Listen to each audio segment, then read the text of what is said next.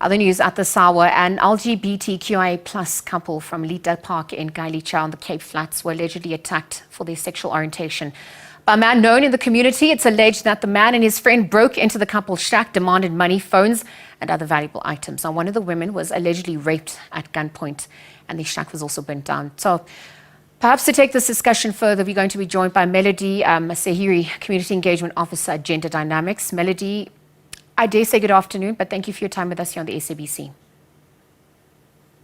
Thank you for having me, Litha. I just want to look at what's come to the fore in this case. The National Assembly to date having passed the bill to criminalize hate speech and hate crimes.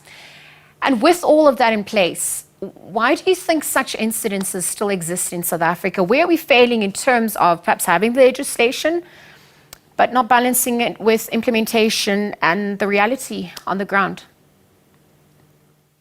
Yes, definitely. I think that there is a lack of education in communities with regards to gender identity, sexual orientation, and expression. This basically leading to a lot of crimes and hate against the LGBT community. Absolutely. And I also want to caution about having this conversation through a heteronormative lens, which I think in a lot of instances needs to be destabilized.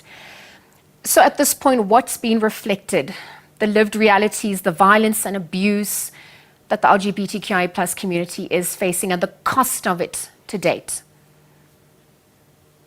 Yes, so at Gender DynamiX for the past 2 years, we've documented human rights violations, and from stats gathered last year alone, we managed to document 80 cases of human rights violations, and 46.48% of those cases proves that most of the perpetrators in instances were well police officials, and it just highlights and flags that our protectors is not necessarily the ones taking it. No, absolutely, Melody, and thank you for those sentiments. I wonder at this point, when we begin to look at the support that is on offer, where do we begin at this point? The role of the community also, what needs to be reflected there? Solidarity. I think with the ongoing impact on LGBT. Sorry, Melody, I'm going to just quickly pause that conversation and take a quick ad break. We seem to be having some technical difficulties with your sound. Let's continue that conversation after this. We'll be right back. Stay tuned. All right, I'm going to have to go back to one of the conversations we had a little earlier on. Melody Seherrie in conversation about the plight of the LGBTQIA plus community, perhaps on the back of the incident that occurred in Khayelitsha in Cape Town. Melody, welcome back and thank you for your time with us. We were just looking at the lived realities versus the law and implementation in South Africa to date and what that looks like in South African context. Yeah, so in essence, the law makes provision, beautiful on paper, it's beautifully written, but when it comes to the implementation or the protection of LGBTQ plus people rights in this country, we are at the back end. I think community members, trans and gender diverse community members in township areas are at most risk of human rights violations, assaults, and ultimately hate crimes. This on the backbone of the Prevention and Combating of Hate Crimes and Hate Speech bill that's not being passed. So it leaves us dead, basically. No, absolutely, because we need to defy traditional stereotypes, religious stereotypes that also come to the fore. Perhaps also cautioning on our approach where we have a heteronormative lens, which also needs to be destabilized because we run the risk of othering minorities. How do you think this has also come to the fore? Yes, in various instances, community members, and when I say community members, I refer to the LGBTQIA plus community, is often othered for expressing diversity and society not generally or necessarily being open to the type of lives and the community expressing their lived realities. So it's very difficult. There's a Yeah. gap happenings. No, absolutely. And then we also have to look at the violence, the abuse. We have to quantify the costs, which are not just physical, there's psychological damage, both short-term and long-term.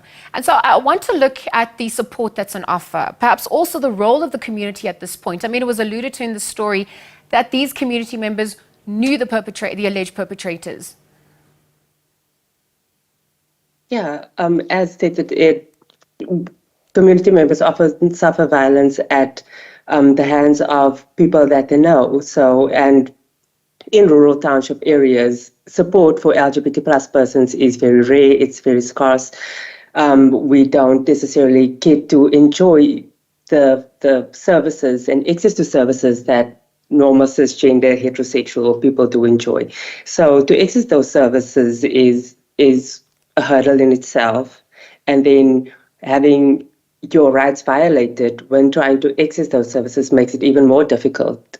I think that's why most of our community members just rather not report cases or seek alternative services.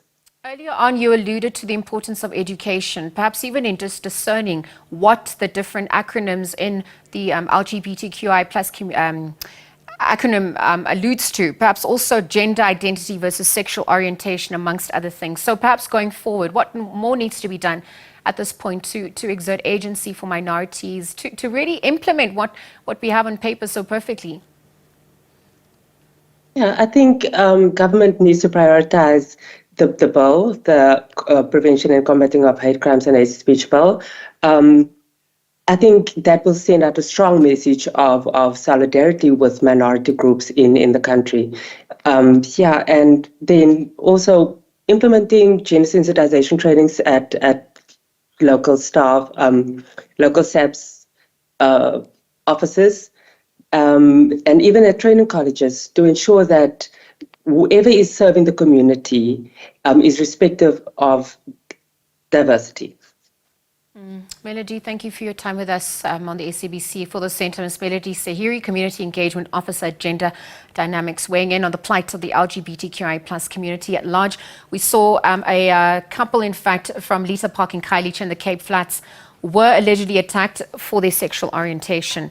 That's an ongoing case that we'll continue to monitor, perhaps as the days progress.